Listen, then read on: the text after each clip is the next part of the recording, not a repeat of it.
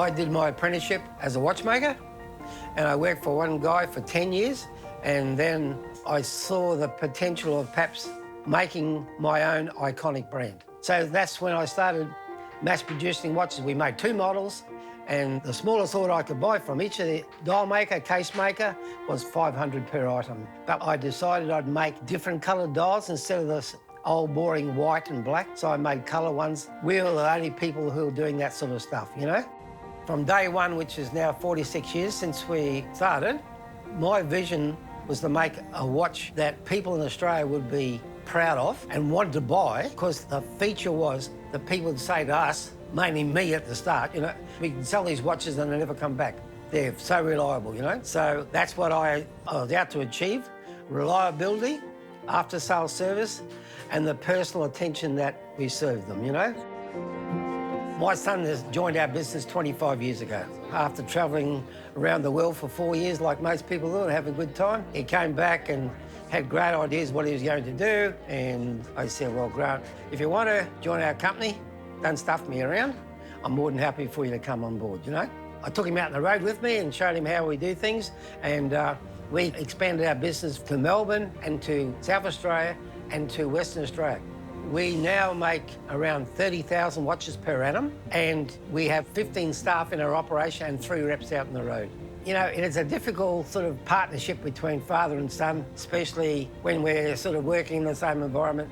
I'm the watch guy, you know, and he's the marketing guru. But, you know, Grant's got a lot more say in the running of the business now. And like you say, it's the new generation, you know, like internet and stuff. Me, I don't even have a mobile phone, so I'm boring as hell, but he's the modern person.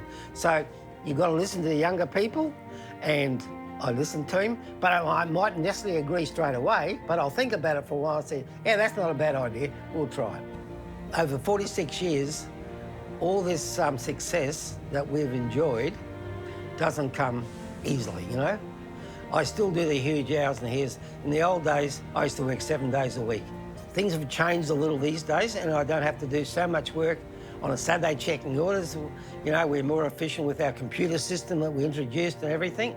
But, you know, times have changed, and it's only because I think of the new technology, you know, that we've used to our advantage, you know.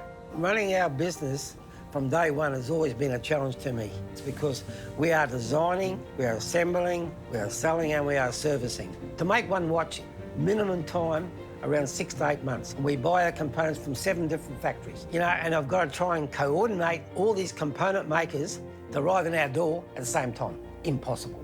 But I've always enjoyed fixing the watches because it is challenging, and it's a very special industry, you know? You just can't sort of get something and say, this doesn't work, try and force it to work, and it won't work. It's very precise, and it's very rewarding, you know? All I can suggest for people who want to start their own business is to have some sort of goal, you know? It's a sort of challenge you've got to want to do, but you've got to have some ideas in your mind how you're going to go about it, you know? And me being the watchmaker, so obviously I could sell my ability to all the retailers, and I could see what our competitors were offering and how I can make my watches better than theirs.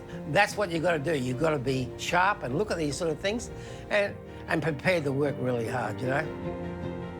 You know, we have a lot of people come in, can you fix our clocks for us? You know, 100 years old and say, and we get them going from them, they think, oh, wow, that clock hasn't been going for 20 years or 30 years. It makes us feel good, you know?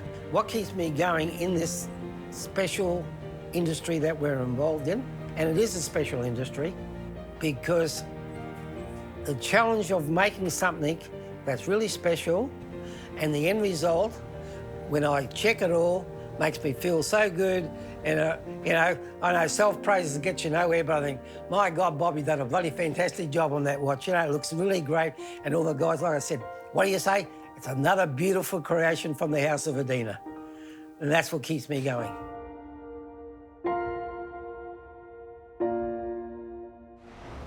Hey, thanks for dropping by the KBB YouTube channel. If you want a whole lot more where this came from, press the subscribe button and it will open a Pandora's box of great videos that not only are educational full of great advice, but also really inspiring. Just what we need as small business owners.